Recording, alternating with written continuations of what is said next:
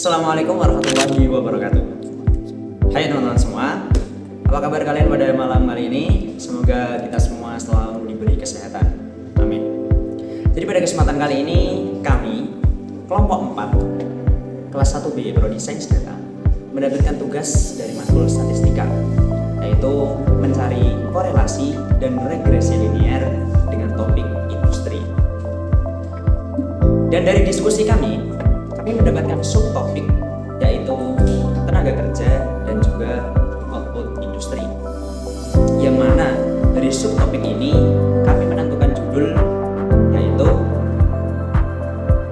pengaruh tenaga kerja terhadap output industri Kota Surakarta, dan kami mengambil data dari 2018 sampai 2022. Jadi industri manufaktur itu merupakan sektor yang sangat penting untuk perekonomian Kota Surakarta. Jumlah tenaga kerja pada sektor ini itu umumnya berpengaruh terhadap jumlah output produksi yang dihasilkan. Jadi, kami di sini menganalisis gimana sih hubungan antara tenaga kerja dan output industri Kota Surakarta pada 2018 sampai 2022. Kenapa kok kami hanya mengambil pada tahun ini aja? Karena di tahun 2023 ke atas itu datanya belum ada di sumber yang kami cari atau yang kami ambil. Jadi data yang kami gunakan ini kami ambil dari Badan Pusat Statistik Kota Surakarta, tepatnya Statistik Industri Besar dan Industri Sedang. Oke, selanjutnya saya akan menjelaskan tentang perkembangan tenaga kerja industri besar dan sedang di Kota Surakarta. Pada tahun 2018, bisa dilihat di sini, terdapat sekitar 13.864 pekerja di Kota Surakarta. Kemudian pada tahun 2019 terjadi peningkatan sebesar kurang lebih 1.450 pekerja menjadi 15.314 pekerja. Oke, pada tahun 2020 jumlahnya turun menjadi 13.224 pekerja. Pada 2021 kembali turun menjadi 12.009 pekerja. Pada tahun 2022 terjadi kenaikan secara signifikan akibat pasca pandemi menjadi 14.676 pekerja. Nah, secara keseluruhan grafik ini menunjukkan bahwa pandemi menjadi penyebab utama penurunan pada tahun 2020 sampai 2021. Selanjutnya pada tahun 2022 menandai adanya pemulihan pasca pandemi industri di Kota Surakarta. Kita akan memasuki pembahasan tentang metodologi dan juga hasil dari regresi untuk menganalisis hubungan antara tenaga kerja dan juga output industri. Nah, kita ini menggunakan regresi linear sederhana, yaitu X-nya yaitu tenaga kerja dan juga Y-nya adalah output dari industri. Analisis yang kita lakukan yaitu kita menggunakan RStudio untuk kita mencari hasil regresinya dengan menggunakan data berdasarkan pada tahun 2018 sampai 2022. Nah, untuk hasil regresi yang setelah kita hitung itu ada pada Y-topi. Nah, itu seperti ini teman-teman.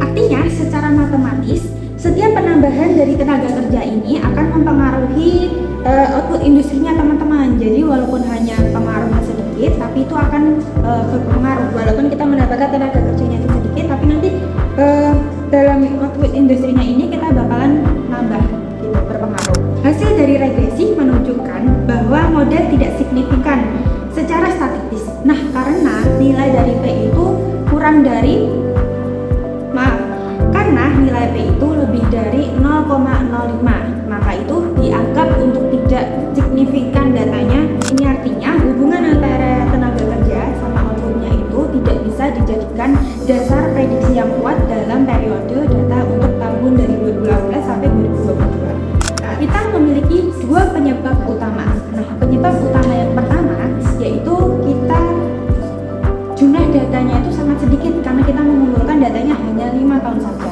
Kemudian penyebab utama yang kedua yaitu pandemi menyebabkan fluktuasi ekstrim sehingga pola hubungan itu menjadi tidak stabil teman-teman. Dua penyebab utama dari data ini itu tidak bisa dijadikan dasar prediksi yang kuat.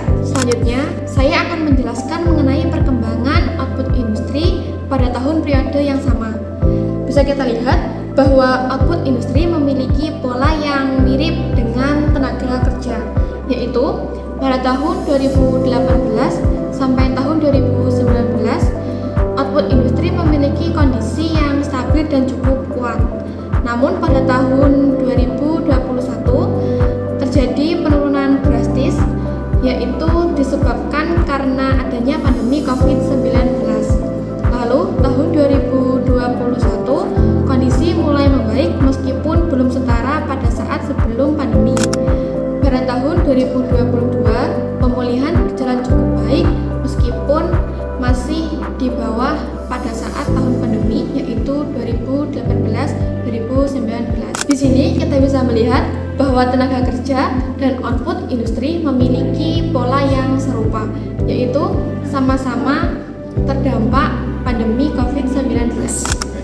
Berdasarkan grafik tenaga kerja dan output industri manufaktur yang ada di Surakarta, terlihat bahwa dua variabel ini mengalami fluktuasi yang sangat tajam pada tahun 2022 yang dikarenakan dampak dari pandemi.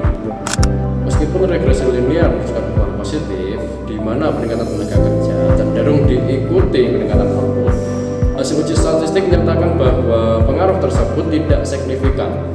Hal ini wajar karena data hanya terdiri dari 5 titik dan dipengaruhi kondisi ekstrim pandemi, sehingga variasi data terlalu besar untuk membentuk hubungan yang kuat. Dengan demikian, secara keseluruhan model regresi belum layak digunakan untuk memprediksi output industri secara akurat, dan output industri kemungkinan dipengaruhi oleh faktor lain seperti modal, teknologi, serta kondisi ekonomi yang lebih luas. Mungkin cukup sekian dari kami. Mohon maaf bila ada salah kata atau pernyataan yang menyinggung Anda semua. Saya Abraham bersama Maulana, perwakilan dari kelompok 4, mengucapkan terima kasih dan wassalamualaikum warahmatullahi wabarakatuh.